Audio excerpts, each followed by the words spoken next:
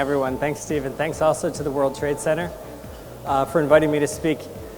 Typically, I speak around the London circuit, and it's the first time I'm speaking here in the Emirates, so very happy to be here, but I will start with a brief introduction, just to give you an idea of who I am. I'm based currently in the Netherlands, originally from the United States, educated at Cornell, spent a few years teaching also advanced analytics at the University of Pennsylvania. After that, I did several years of consulting work developing decision support, risk management systems, moved into quantitative finance where I worked in fixed income, foreign exchange, credit risk, credit insurance. And then eBay brought me on board to help them out with the data and analytics for their global classifieds group.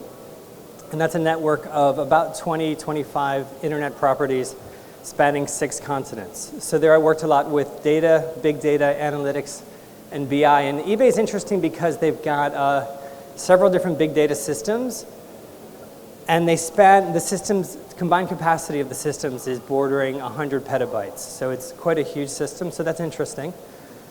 I left eBay to start my own company, which is Data Science Innovation, and that's focusing on data and analytics in a broad range of applications.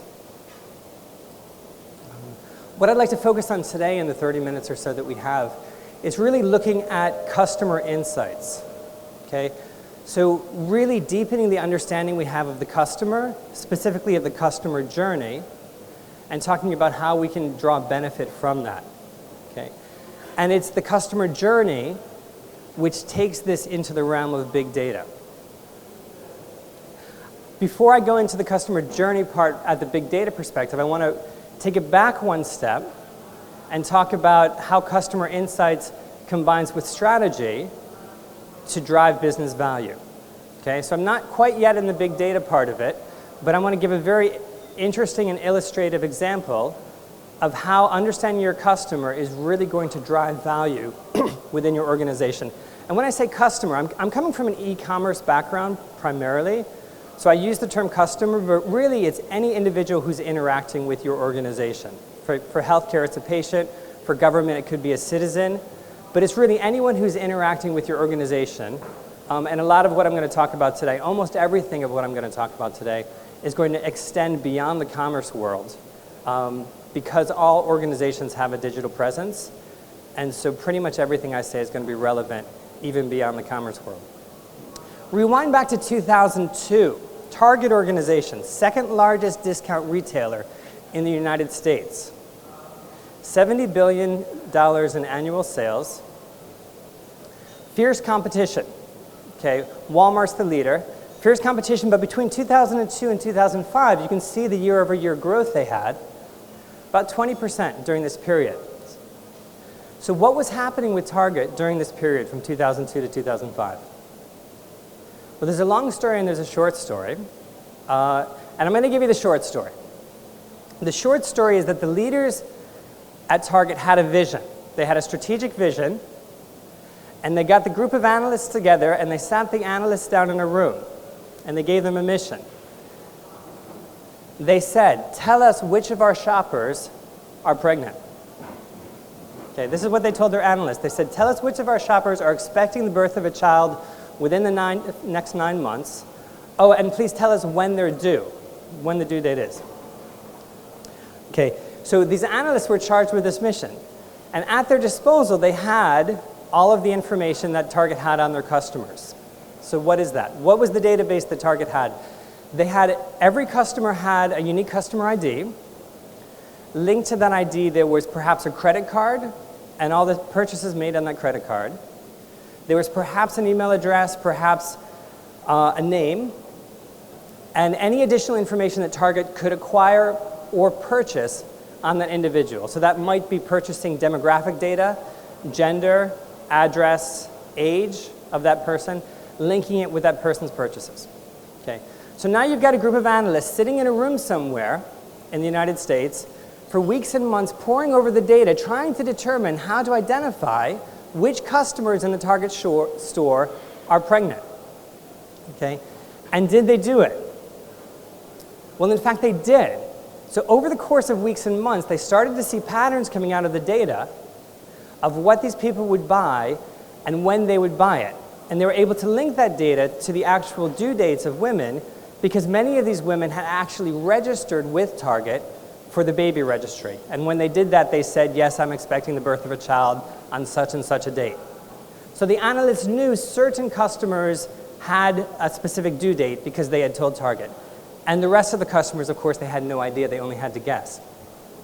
But within a few months, the analysts had developed a sort of predictive basket of items that pregnant women would buy. And there are 25 items that these women would buy in a certain time span, within 9 months, which would allow these people with very high accuracy to predict which customers in this massive chain of stores were expecting the birth of a child, and even to predict within a small window when their due date was.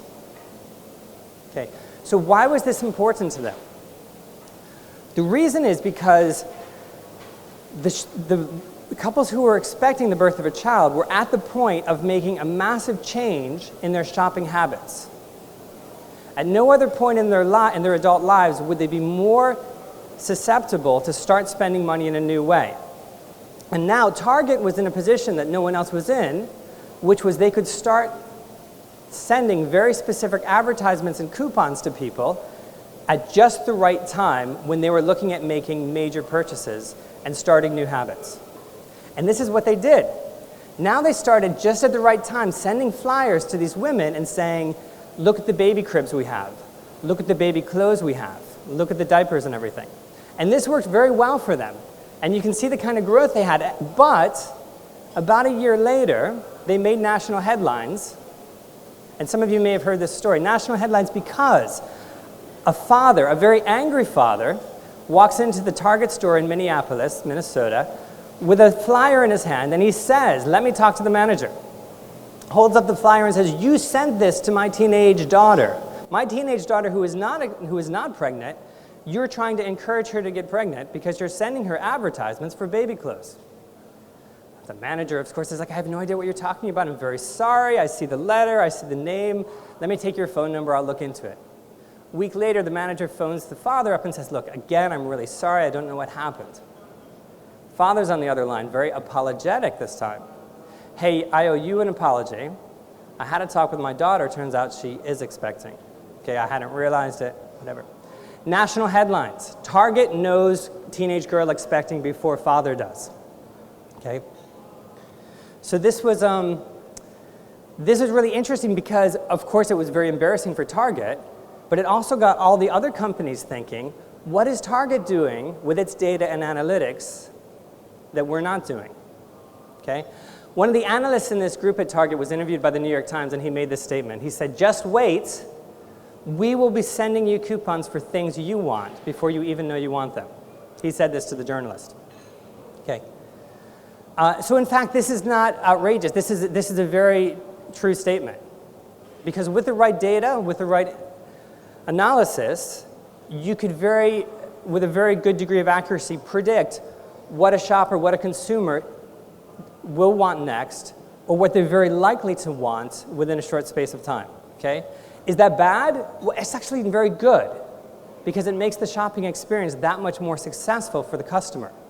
It means the customer walks out of the store, walks away from the shopping experience, having everything that they forgot they wanted, and they don't have to come back later to get it, they don't miss it later. It benefits everyone. But it's the customer understanding that lets you do this. And in fact, in terms of the business growth, it's more than just the customer understanding. It's your initial strategy combined with your customer understanding that leads to success. Okay, so this is a really important point here. It's not a matter of just doing analysis, getting data. It's starting out with a high-level strategy, your view of the industry, then developing the customer understanding to get success. In Target's case, the strategy was this. They said people are stuck in their shopping habits. It's very difficult for us to win market share from our competitors. If we're able to identify people about to change their habits, specifically people expecting the birth of a child, we'll be able to grow our market share. That was their strategy. They added to that the customer understanding. Now, the problem now in our world and our digital age is it's very difficult for us to understand our customer. We don't have the face-to-face interaction we would have had 20 or 30 years ago.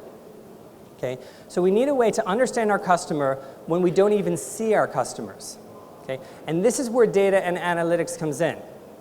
Success story is all three parts. It's your business strategy, it's getting the right data in place, and it's getting the right analytics on that data.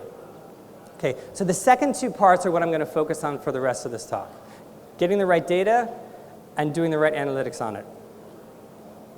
Target started out with some basic data, demographic data, point of sale data. Okay? They didn't see what the customers were doing in their shops. They didn't see what items the customers were comparing. Tesco, if you remember their example, the Tesco card, which is a great success story, that was also about the same time, back in 2002, when they had massive growth. Similar story. They had point of sale data, they had demographic data, but not customer journey data. With the internet, what we can start to do is we can start to get customer journey data. This is where we're crossing into the realm of big data. And let me illustrate that with an example. How many of you within the room have, within the past year, purchased an Apple product? Okay, you've purchased an Apple product. So it could be a MacBook, iPhone, iPad, iWatch. Okay, so about 10, 12. Okay. Next question. How many of you have considered purchasing an Apple product, whether or not you actually did? You considered doing it. Okay. So think about everything you did when you thought about making that purchase. Okay. Every time you searched online, which words you typed in for the search. Okay. Every product you looked at, every time that you sorted your search results based on price, based on user review, based on total shipping cost, time. Think about all the user reviews that you read when you were deciding what to get. Okay, that whole decision process that went through your mind and that you acted out. Okay, so the answer to my first question, okay, not a whole lot of information there. I could probably collect all of that on one piece of paper. Okay, I would have your names, what you bought, when you bought it, how much you paid for it. That's the point of sale data for people who actually made the purchase. Not a lot of information there, but that's what most people are using to run their commerce. Think about the second question and all the information there. Okay? If I had all of that information, everything you'd done online in that process, I would start to understand what's important to you. I would understand, were you looking by screen size? Are you more concerned about battery life? Are you someone who's concerned about price, or are you more concerned about the ratings that other people are giving your products? Okay? And once I started to build that understanding, I would be developing a three-dimensional view of who you are as a customer. Not just what you bought, but I'd also understand why you bought it, how long that decision process was. Very likely, I would understand what brought you to a site, because I would start to see, did you use Google, for example, to come to the site to look for something? Did you respond to a targeted marketing to come to the site? So very much a three-dimensional view of the customer and the customer journey starts to build up as I add the information from your digital journey. Okay? So now I'm starting to understand your intent as you come shopping, your preferences as you click through the website, do sorting and searching, and really your entire decision process. So this is huge. This is a huge difference in what I had before, 10, 15 years ago, and what I have now for customer insight, customer understanding. Why is this in big data? So if we look at the example of eBay, where I was before, we had over 100 million customers, okay? Over 400 million online listings at a time. So there's quite a lot of data, but this is just the basic transactional data. This is not what I would really call big data. It's what you use to run the business, but not necessarily what you use to get the insights. Below the surface, below the tip of the iceberg, was all the data reflecting the user stories. The user stories of how these people entered the site, browsed on the site, conducted specific searches on the site, and executed on the site. Whether or not they placed an ad, whether or not they even logged in or registered, you're still seeing how they're interacting with the site and who they are as individuals and what's interesting to them.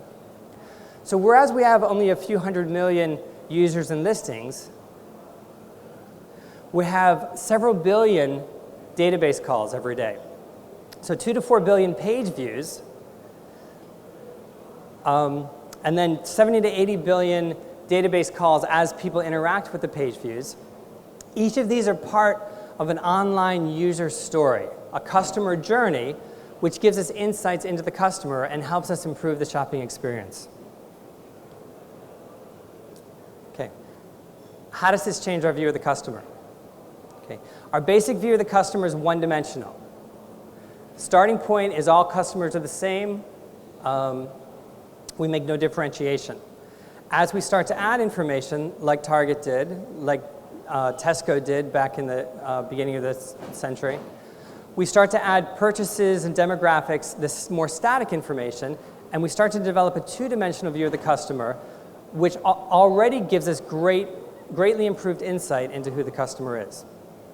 Now, as we add additional information, specifically customer journey, we're really getting that three-dimensional view of the customer. We're really starting to understand the customer in a similar way that we would understand them if we were a storekeeper interacting with an actual person in front of us, interacting with them from the moment they walk into the door till the moment they walk out the door. Okay? And this is huge. Okay? This is so much more information, so much more ability to positively influence the shopping experience, the customer experience, your organization's ability to interact with the people with whom it interacts. Okay?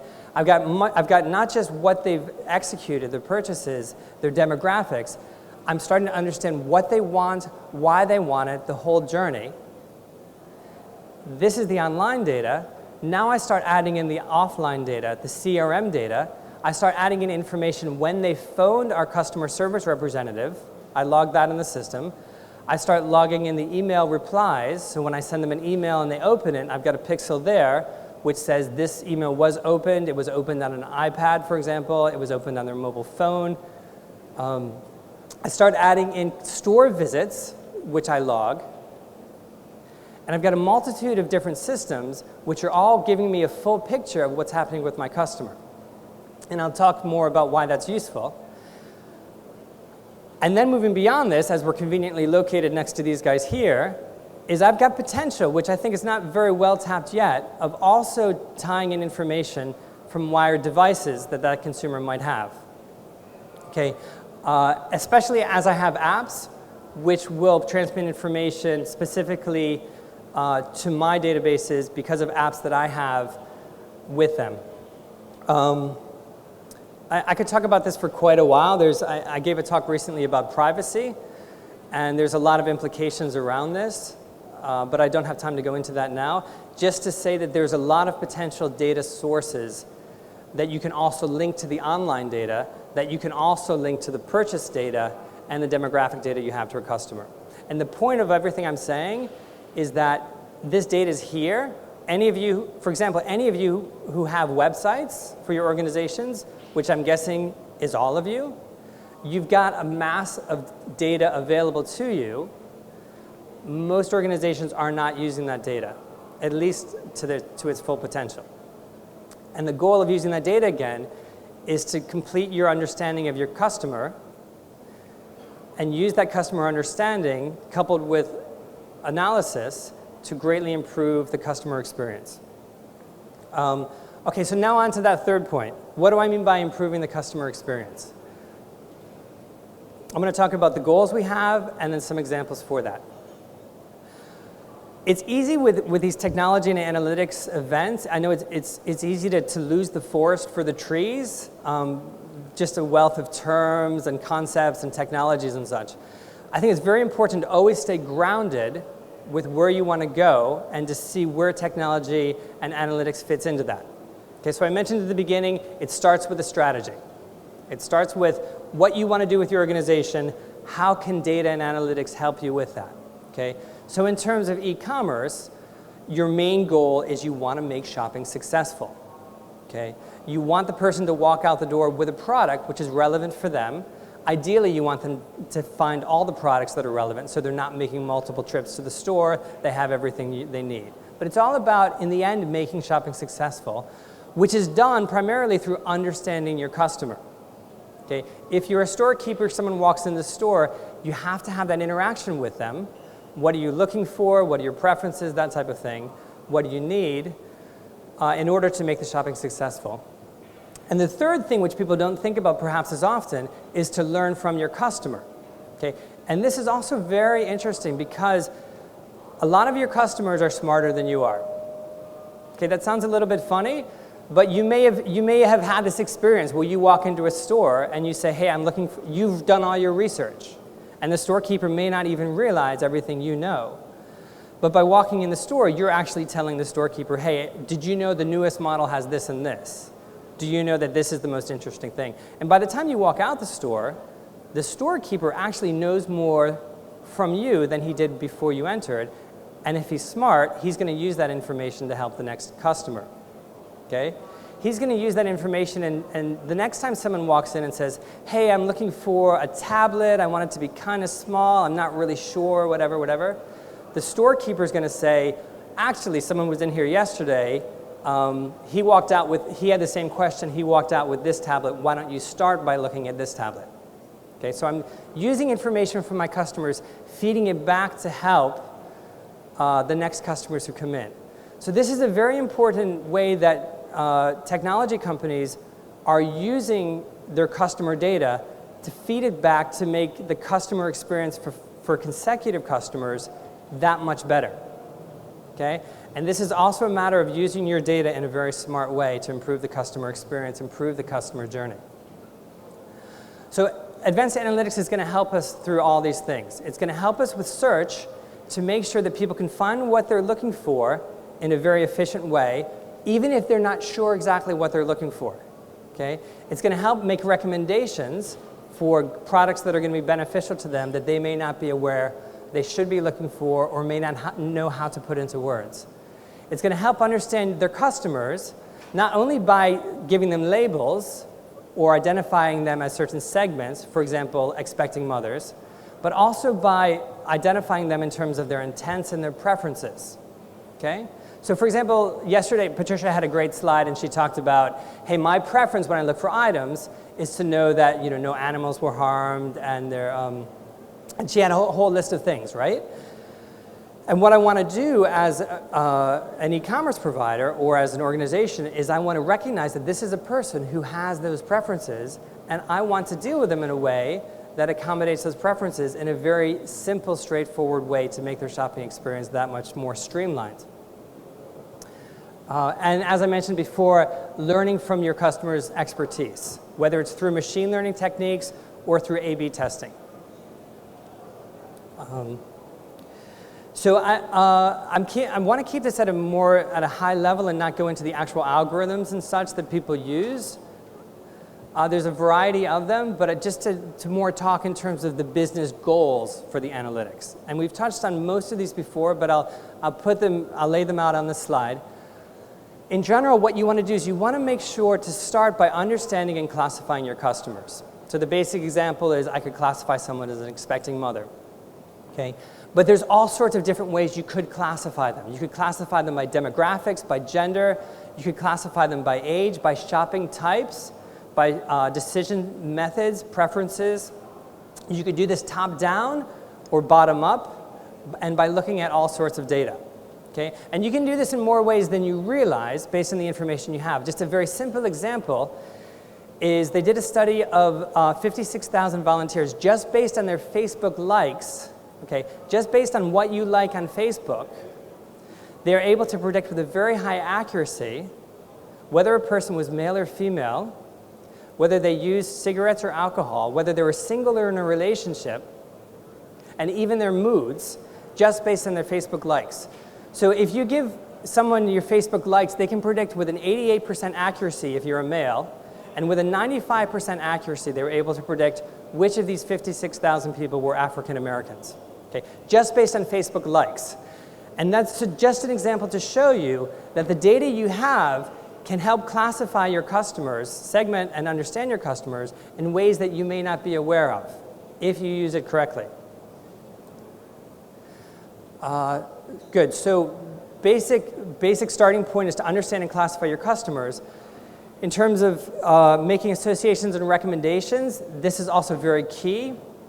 You want to be able to say, hey, you came looking for this, let me recommend another item. You purchased this item, what is a good second item to purchase with that? A huge thing in terms of not only driving upsale and cross-sale, but just making the user experience that much more successful because they're not left missing something that they should have thought of to buy.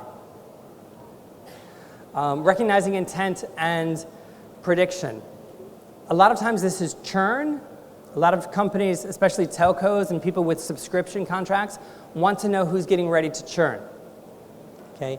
And what they'll do is they'll have a database of who has churned in the past and what they've done, and they'll try to identify those at-risk profiles and target them. Now, it used to be that it would just be when I phoned up my telephone provider and said, I want to cancel, at that point they took action. They said, oh, no, please don't cancel, right? But now we're much further than that because I have data of all the different actions that have been done. So I recently saw a study of a French telco who started recording not just when there were bill disputes, but they started recording which of my customers are clicking on the terms and conditions of their policy online.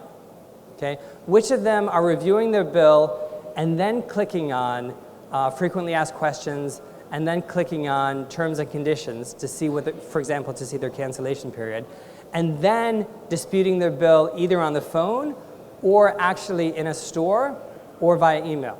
So they're recording all of these different types of customer events, and they're tracking the paths and saying which of those paths eventually lead to the termination of their contract. They found that 14% of all cancellations followed a very specific path in this network. And they're able to step in at those points and try and take action to keep people from canceling their contracts. Just an example of how analytics can be used to recognize intent and predict an action and then be able to step in. Okay. How are we using this? A/B testing is a huge thing and this is more an example of why we're using big data for this. What we do is once we can start segmenting our customers, we can start giving them products which are tailored to maximize response rate. So this is, I don't have too much time to walk through this in detail, but A/B testing is essentially us analyzing how changes in our products will change the response rates of our customers online. This is a huge thing. This is sort of the basic step one of internet analytics. The way this works out in eBay is you've got from font size to font type to color to picture size, layout, a million things. No one really knows what works best, so you try them all, more or less. Using A/B testing, you see which one worked the best, and you go with it.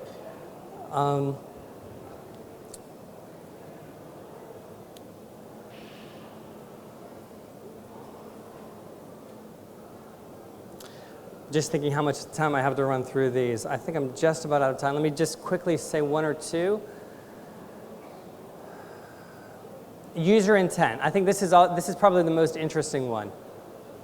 What we're doing with user intent is we're saying, is this someone who is the type of customer we're most interested in based on their past experience, okay? So if I see someone who's searching for all high-valued items, right? And then I can label that person as someone who's a high-value item person. And now as they're typing in a search term in my browser, I can start presenting them with only high-value items in the search results. Okay? With the shopping sequence, when I start to see someone and I see that they're looking for something and they don't seem to be finding it, what I can do is I can look back through all of the different past shopping experiences that I've seen where people started with the same search result, ended up with a purchase, and I can start using those endpoints as the most likely terms to feed back to that person. again, to help them complete the shopping experience as quickly as possible. This one I don't have time for.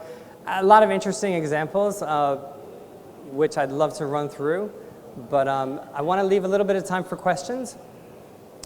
And I think I think the most important examples I've given already. So I'll leave these for now, and I want to open it up for a few questions while we have time. Thank you very much indeed, David. I'm sure we've got loads and loads of, well, we've got tons of questions from the audience here. There's a gentleman in grey there, I think he had his hand up first. Then there's a lady here, there's another gentleman there. So David, just straight ahead of you, a gentleman in a grey jacket.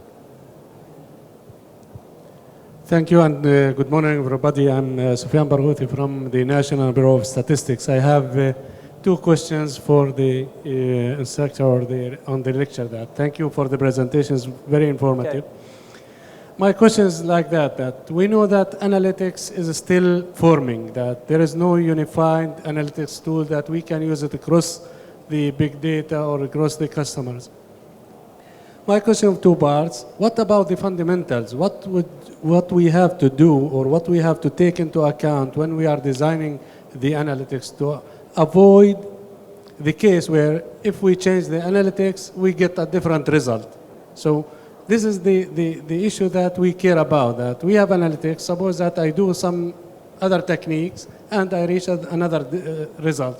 What should be done in place to make sure that there is a robust analytics process and outcomes? And most likely that 95% of anyone who will do it, he will reach the same story or the same results that will lead for intervention at the end of the day. Thank you. Okay. So if I understand your question, you're saying, how do we make sure that analytics does not mislead us and we get the right result from the analytics? Is that right? Okay. Yeah, no, good question. The most important thing, I think, is you get the right people on your team, right? You get the really smart analysts on your team who are able to ask the right questions and try a number of different techniques and work well with the business. So you want really smart people who can work well with the business. And the danger with analytics is always if you put someone in a room and you say, come up with a result, they'll come up with they might make a small mistake, a small assumption, and it'll be completely ridiculous. But if they're working closely with the business, then they should be able to have that feedback loop where the business tells them what you're saying is obviously wrong. Or the business tells them, yes, that's very interesting, I hadn't thought of that before. But by having a very smart person who can work very closely with the business, that should put you in the best position. And there's a question to your right over here. Just 1 second. Hi there, my name is Laura from NBC. My question is about cross-screen reconciliation when you're working with an anonymous audience and how you then make insights when people are using you on a tablet, on a mobile, on a PC, and they haven't logged in. Okay, I had trouble hearing the beginning of it, but I think you're saying cross-device. With an anonymous user base, when they've not logged in, how at eBay did you do the reconciliation of who the audience is and what their path is? Yeah, what a great question. That is too good of a question. I'm very tempted just to pass it. But we struggled a lot with that. Yeah, it's very difficult. So the problem we had, especially in the classifieds group, is that most people didn't log in. Most people did not log in. There's ways around that. I'm not going to say what eBay did or does, but I will say that there are different ways around that with technology. So if you talk to people in the technology detail, there's ways to identify the devices. You can also link them to a user based on the email, whether they opened an email address to you on that device. Obviously, if someone logs in and they stay logged in on a device, that's great, because then you know they're still there. But it is definitely a challenging question. Yeah, and different companies deal with that in different ways. I think there's another question in front of you there, David. Gentleman with his hand up, just to your right. Oh, you've got one to the left as well. Okay, David, a couple from that part of the room. Thanks for your presentation was great. Thanks for presenting your insights on. I'm sorry, I can't hear you. Your presentation was great, and your insights on customer journey and how analytics is going to help. was really helpful. I just have one question regarding the data quality. So the example you gave regarding the Facebook likes and how the accuracy of the data, how do you measure the accuracy of the data with reality? What's really happening versus what happens on the internet? So your question is, how do I measure quality of data? Accuracy. How do you measure the accuracy or the quality of the data? The accuracy of the data, yeah. And the internet, there's a lot of issues with accuracy of data. Of course, there's certain data that has to be accurate, the financial data, the transactional data. But when you're looking at web logs, web analytics, that data is highly inaccurate because of technology is always changing and the browser settings and everything are always changing. In the end, then you just have to know sort of a certain good enough and work with what you have and understand the limitations of it. So you have to kind of, it varies per type of data. But definitely there's some data that you just won't get complete control over. I represent a company in Dubai Internet City called the Q Innovation. We're into CRM business. My question is, I think if you can share with us your experiences, because I interact with a lot of customers, and the issue we see in many cases that companies do not put a lot of attention on collecting data the right way, because it is a kind of a hard for them, even when they do analytics, to really make business decisions based on the data they have. I appreciate if you can share any experiences about what kind of competencies you believe a certain executive should have in order to be able to put the criteria on which they should be analyzing their data, and how the decisions, the business decisions, should follow accordingly. Yeah, no, that's great. That's great. It all comes down to the executive view on these things, right? So the way it has to be driven, so there's two ways this could be driven. The way it's normally driven is someone in technology says, hey, I really like Hadoop, I really like Cassandra, I really like AWS, I want to do it, can we do it, please, please, please, right? That's typically how it's done. And then the CFO says, no way, there's no reason. So that's the wrong way to do it. Well, not completely the wrong way. But the best way to do it is you get an executive who's asking questions. Okay? You get the executive who says, can I identify the expecting mothers? Then they start really communicating with people and saying, can you do this for me? Can you tell me the customer journey? Can you tell me which customers have this intent, are most likely to churn, whatever? And then they start pushing that down and communicating with the technologists and the analysts and answering the business questions that they have. But you need the executive who's asking the right questions and communicating with technology and analytics. In front of you again, David, please. Thank you very much for your presentation. My name is Mohammed Amin Jalouli, and I'm from the National Bureau of Statistics. In order to make the sales better, you have to understand your customer. And to do that, you have proposed some models, and these models take into consideration, for example, the purchases, demographics, and let's say intent, preferences, customer history, and so on. During your presentation, you said that you sometimes buy data in order to make your estimate better. So what kind of data you buy for your model? And second, how can you link this data you buy with your data, the original one? And thank you very much. That's a good question, thanks. So there's a lot of agencies which collect data, and it depends on the country, depends on privacy laws and such. And some of that data is anonymized and some of it can be linked, right? So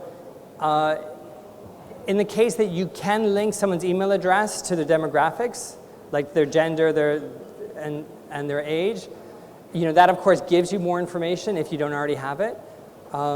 But that's really going to depend on where you are and what providers are out there at different points. So you really have to do the research to that. And that's really a huge part of what they call data science, is identifying that information.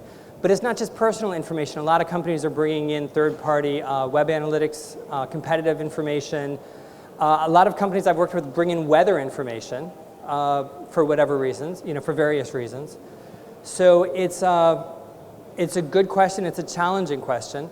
And yes, you definitely want to link it as much as you can. If you can personalize it, that's great.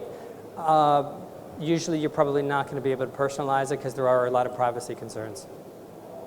I think probably, but there is another question, but I'm just going to say that David will be around for much of the day, and you can always contact him on his email address. But I think we can afford 2 more questions, David, don't you? Okay. One from the table in front of you and one from a gentleman just here, and then we'll move on to our next session.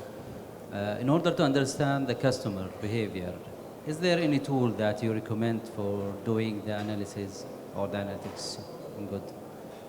When you say customer behavior in terms of their online behavior? Yeah. Yeah. So there's a lot of tools that are going to give, a lot of web analytics tools that are going to give you the summary data, which will be how many visitors did I have, in summary, who did what on my website. And a lot of good tools out there. A lot of people start out with Google Analytics because it's free and it's a good, Google Analytics is a great starting point. If you're looking for something more enterprise level, there's a lot of other tools. People use Omniture is a big one, Web Trends, but just a whole host of web analytics tools. Those are going to give you the summary data, which is going to give you a lot of insights, but it's not going to give you the customer journey data in the same level of detail.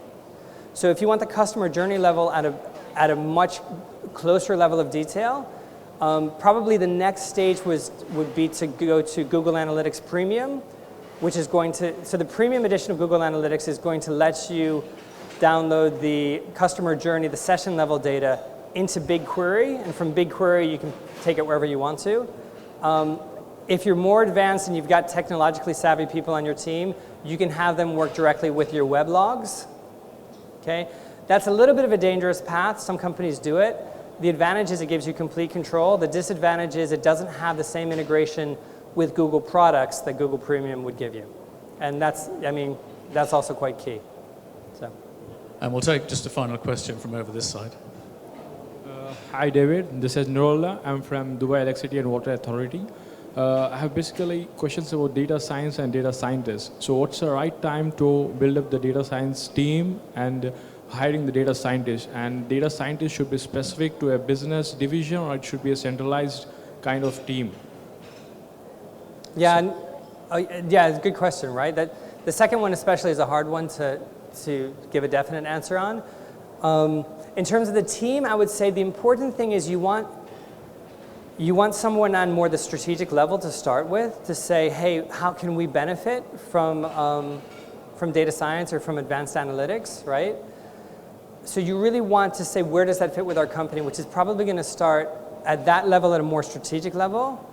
And then you've got the analyst levels. So hopefully within your organization, each of the different business units are doing some type of analysis, right? So there's the possibility of putting sort of basic analysts all throughout the organization, and then someone at a higher level to do the more strategic, where can we go with data? And then you can fill it out from there to say, and once you've identified a specific area in your organization that can really benefit from more advanced analytics as opposed to spreadsheet analytics, then you can start saying, okay, we'll hire a team for that. But what I would not do is I would not start by saying, we need data science, let's hire a team.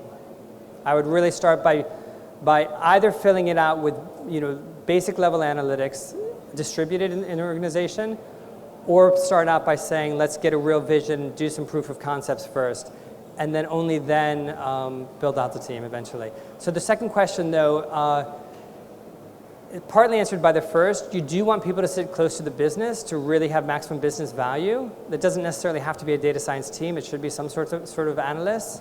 But in the end, it's very likely that you'll have a matrix structure where you share the knowledge of the data science people centrally, but their actual applications will be at a more distributed level. So it takes a bit of balancing there. There's not one clear answer, I would say. A round of applause, please, for Dr. David Stephenson from DatasScienceInnovation.com. Thank you very much indeed.